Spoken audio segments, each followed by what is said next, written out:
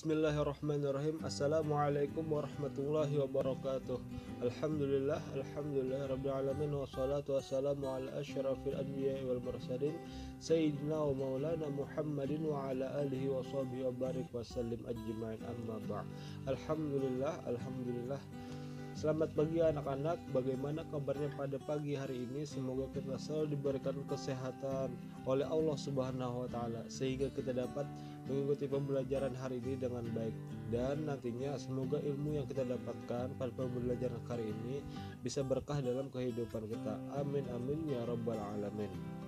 Pada kesempatan kali ini dalam materi fikih kita akan mempelajari tentang sujud sahwi, sujud tilawah, dan sujud syukur atau macam-macam sujud.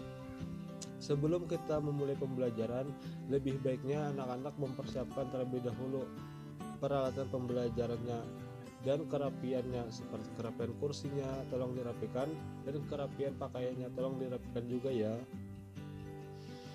Dan sebelum memulai pembelajaran, lebih baiknya Bapak mengabsen terlebih dahulu. Dan apabila ada teman-teman kalian yang tidak hadir, mohon diberikan keterangan kabarnya, apakah dia itu sakit atau izin dan sebagainya. Alhamdulillah, semuanya sudah lengkap ya pada hari ini. Jadi sebelum kita memulai pembelajaran, Bapak ingatkan sekali lagi untuk anak-anak untuk menyiapkan peralatan pembelajarannya, agar nanti ketika ada materi yang Bapak sampaikan bisa mencatat sebaik-baiknya, dan apabila ada pertanyaan bisa langsung bertanya ya kepada Bapak. Marilah bersama-sama kita memulai pembelajaran ini dengan mengucap basmalah, bismillahirrahmanirrahim, dan Bapak minta ketua kelas untuk memimpin teman-temannya dalam berdoa. Dipersilahkan.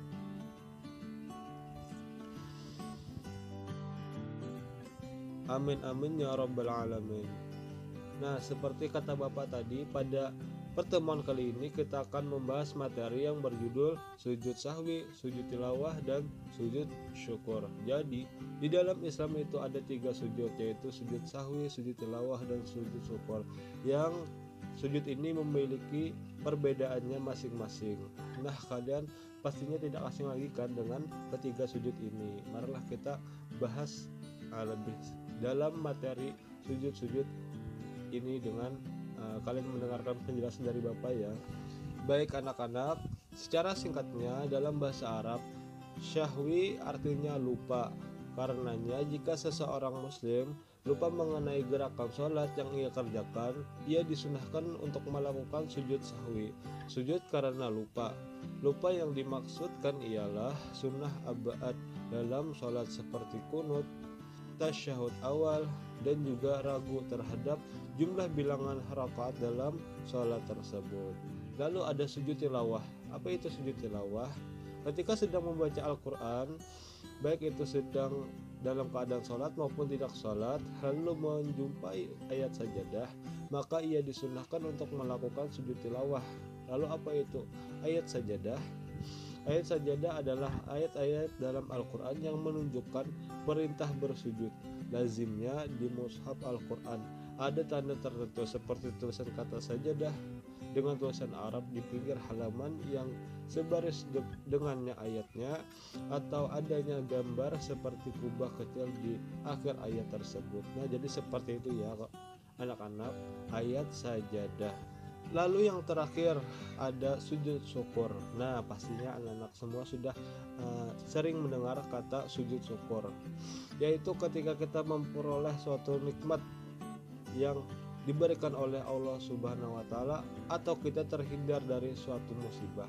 Seorang muslim disyariatkan bersujud syukur. Sujud syukur hukumnya ialah sunnah dikerjakan. Hal ini tergambar dalam hadis yang diriwayatkan oleh Abu Bakrah radhiyallahu anhu, bahwasanya Rasulullah SAW jika mendapatkan hal-hal yang membuatnya bergembira atau diberi kabar gembira, beliau bersujud syukur kepada Allah Subhanahu wa Ta'ala. Hadis riwayat Abu Daud dan At-Tirmidzi. Nah, jadi seperti itu ya anak-anak, penjelasan singkat dari Bapak. Selanjutnya, untuk penjelasan yang lebih jelasnya, kalian akan Bapak bagi menjadi 3 kelompok, yaitu kelompok untuk membahas sujud sahwi, sujud syukur, dan sujud tilawah.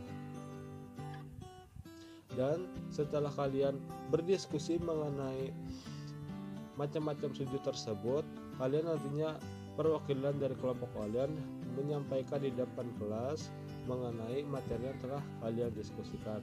Bisa dipahami anak-anak, dan Bapak mintakan seseorang untuk menjadi moderator dalam pembahasan materi sujud kali ini.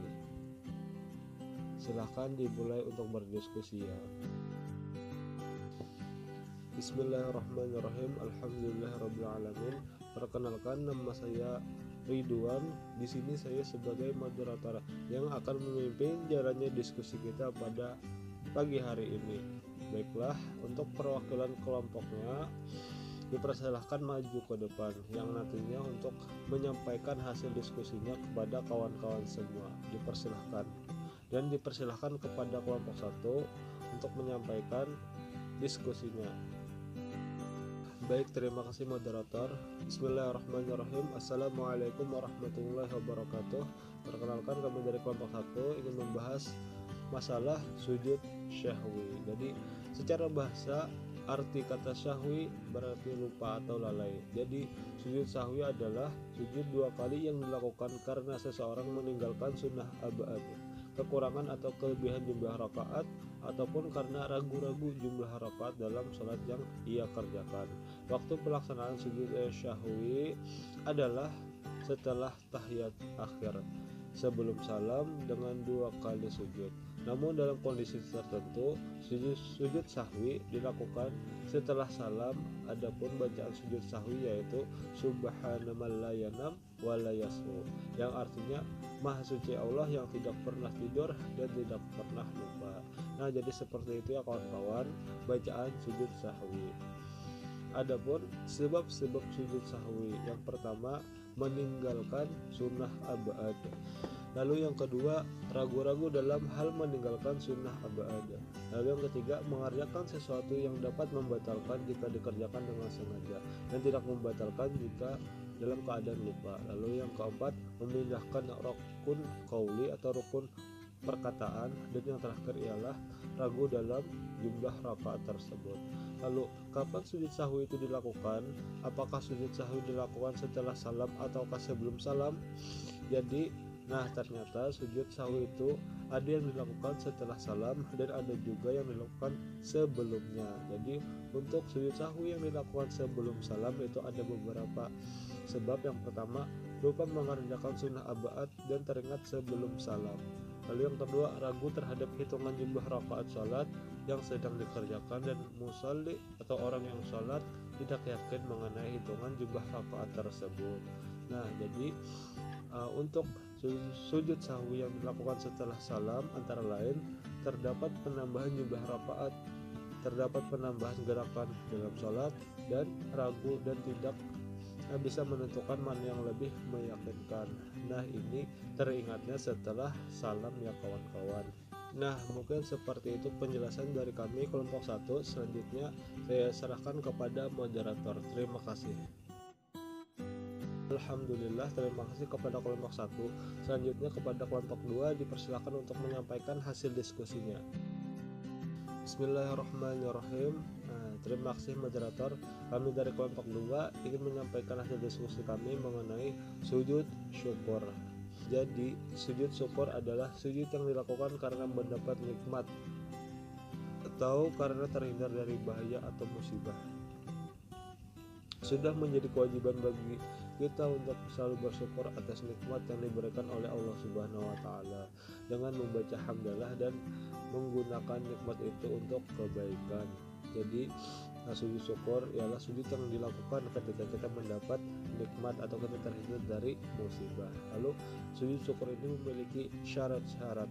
Yang pertama itu suci dari hadas dan najis, dari pakaian, badan maupun tempat kita dalam sujud tersebut. Lalu yang kedua, menghadap kiblat sebagaimana sholat kita mengarah ke kiblat. Lalu yang ketiga, menutup aurat.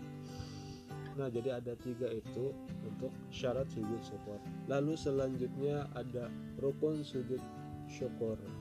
Nah, yang pertama itu ada niat. Setelah niat takbiratul ihram, setelah takbiratul ihram itu bersujud, setelah sujud duduk tasyahud akhir, dan setelah itu salam, dan setelah itu tertib. Nah, jadi ada 6 ya kawan-kawan mengenai rukun sujud syukur. Nah, mungkin seperti saja yang dapat kami sampaikan. Selanjutnya kami serahkan kepada moderator. Alhamdulillah, terima kasih kepada kelompok 2 ya yang telah menjelaskan hasil diskusinya mengenai sujud syukur. Selanjutnya untuk kelompok 3 dipersilahkan menyampaikan hasil diskusinya. Bismillahirrahmanirrahim.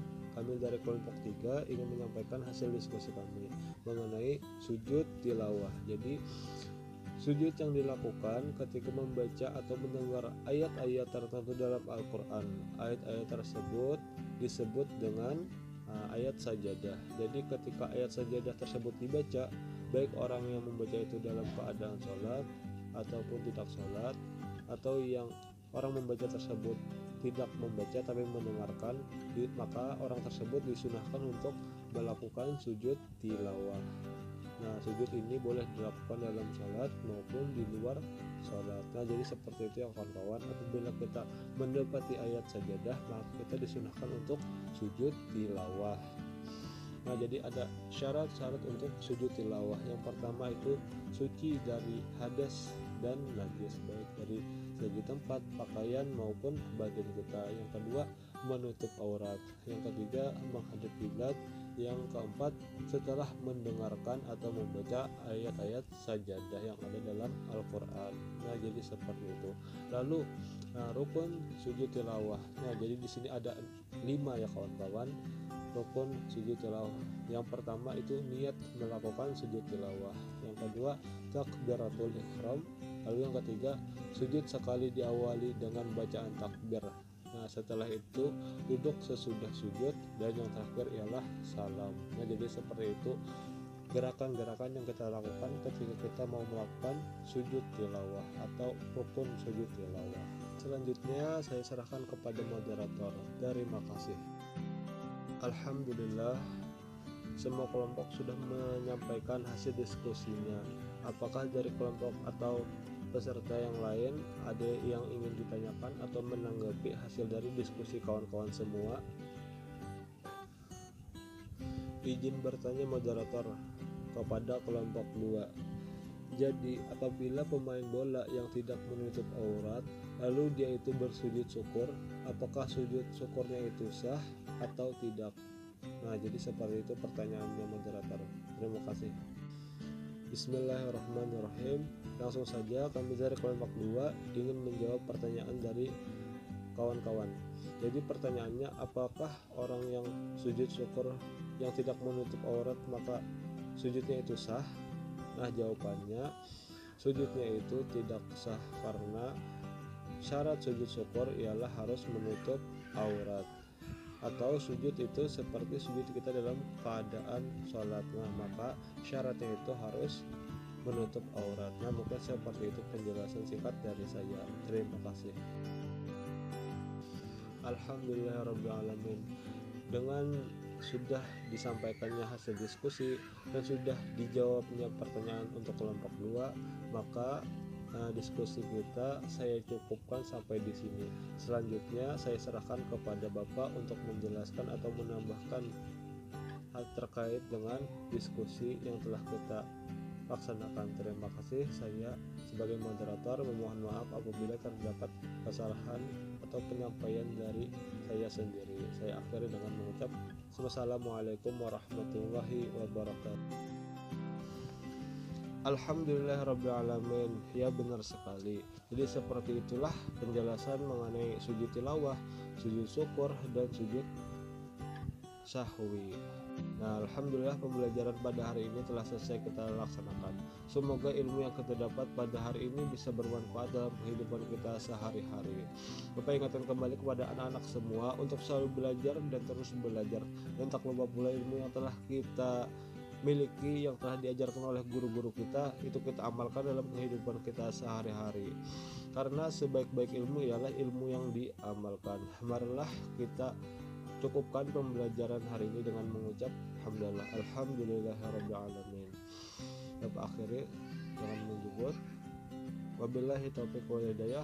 Wassalamualaikum warahmatullahi wabarakatuh.